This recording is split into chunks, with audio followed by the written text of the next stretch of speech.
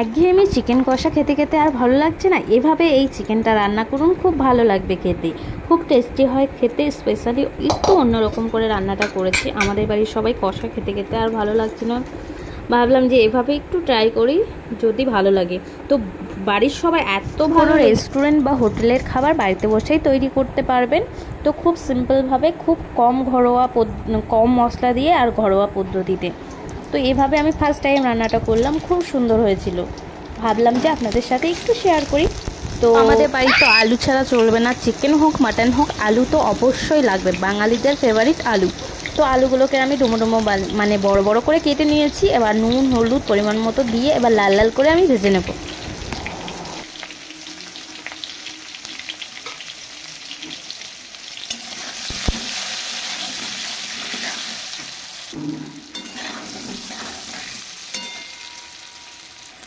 এখানে আদা রসুন লঙ্কা জিরে বেটে নিয়েছি সুন্দর করে।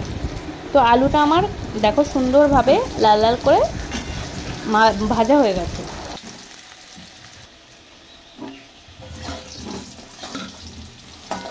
তো আলুগুলো আমার সুন্দরভাবে ভাজা হয়ে গেছে, আলুগুলোকে এবার তুলে নেব।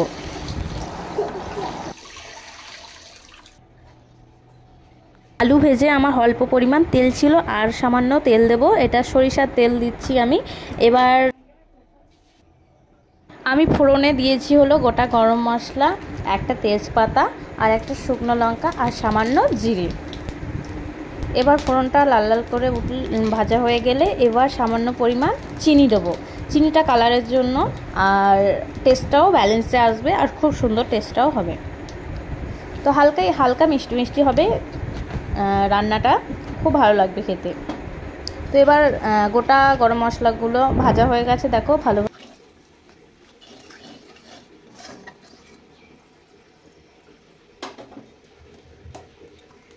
তো ফোড়নটা আমার ভালো করে লাল লাল করে ভাজা হয়ে গেছে। এবার পরিমাণ মতো আমি পেঁয়াজ কেটে নিয়েছিলাম, বড় বড় সাইজের দুটো পেঁয়াজ আমি কেটে নিয়েছিলাম বড় সাইজে। তো এবার পেঁয়াজগুলোকে আমি লাল লাল করে দেখো সুন্দর করে ভেজে নিয়েছি। এবার মশলা দেব, কী কী মশলা করেছি চলো তোমাদের সাথে শেয়ার করি। আর সামান্য পরিমাণ আমি পেঁয়াজটা তুলে রেখে দিলাম, তো লাস্টে কি করব আপনারা দেখতে পাবেন। তো পেঁয়াজটা আমার সুন্দরভাবে ভাজা হয়ে গেছে। এবার আদা রসুন, পেঁয়াজটা ভাজা হয়ে গেলে এবার আমি পেঁয়াজের পেস্টটা দেবো। তো সামান্য পরিমাণ পেঁয়াজ আমি বেটে রেখেছিলাম, সেটাই দিয়ে দেবো।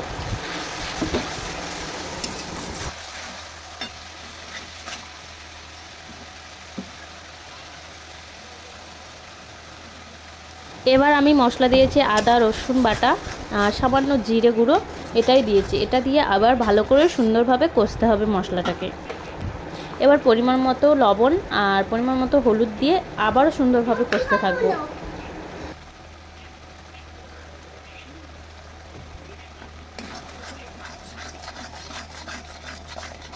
এবার স্পেশাল মশলাটা হলো এই যে পেঁয়াজটা ভেজে রেখেছিলাম, সামান্য কিশমিশ দিয়েছি, আর আমার কাছে কাজু ছিল না, তোমরা কাজু অবশ্যই দেবে। আমার কাছে চারমগজ ছিল, আমি চারমগজ সামান্য পরিমাণ দিয়েছি। এবার এটাকে আমি সুন্দরভাবে পেস্ট করে নেবো। আর এদিকে আমার মশলাটাও সুন্দরভাবে কষানো হয়ে গেছে দেখো।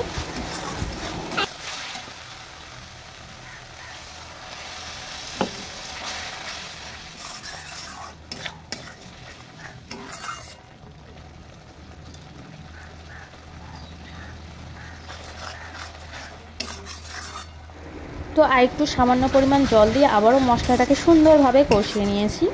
এবার চিকেনগুলোকে ভালো করে ক্লিন করে নিয়েছি, চিকেনগুলো এবার দিয়ে দেব।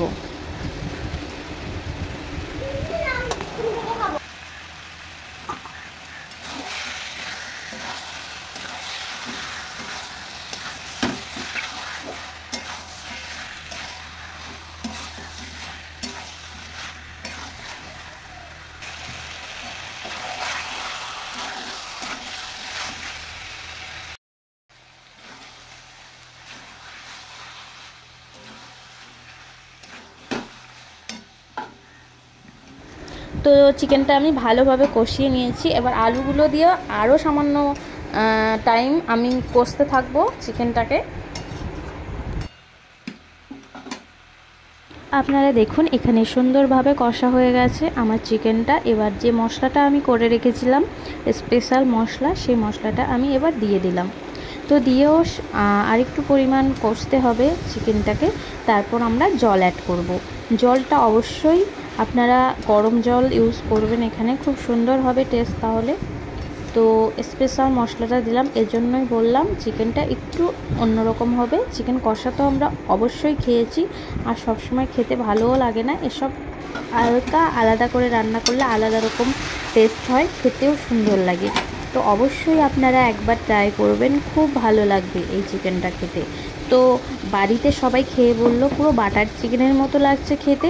আর কিছু কিশমিশও আমি এখানে অ্যাড করেছি, গোটা কিশমিশও দিয়ে দিয়েছিলাম, আরও সুন্দর লাগছিল এই চিকেনটা খেতে। অবশ্যই আপনারা একবারও ট্রাই করবেন। তো এবার আমি সামান্য যেটুকু জল লাগবে আপনাদের সেটুকু জল দিয়ে এবার ঢাকা দিয়ে দেবো চিকেনটা আর আলুটা সিদ্ধ হওয়ার জন্য।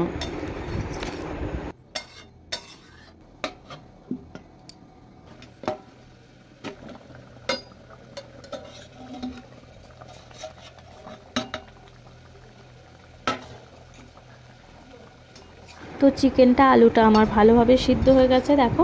আর একটু ঝোলটা কমলেই আমি নামিয়ে দেব। তাহলে আমাদের এই স্পেশাল চিকেন রান্নাটা একদমই পারফেক্ট হয়েছিল, আর খেতেও সুন্দর হয়েছিল, কালারটাও সুন্দর এসেছিল। তো এভাবে অবশ্যই আপনারা ট্রাই করবেন, একবার হলেও খুব ভালো লাগবে। তো ঘরোয়া পদ্ধতিতে এই রান্নাটা আমি করলাম। আহামরি মশলা এখানে কিছুই প্রয়োজন হয়নি, যেটাই ছিল বাড়িতে সেটা দিয়েই রান্নাটা করেছি, কিন্তু অসাধারণ হয়েছিল।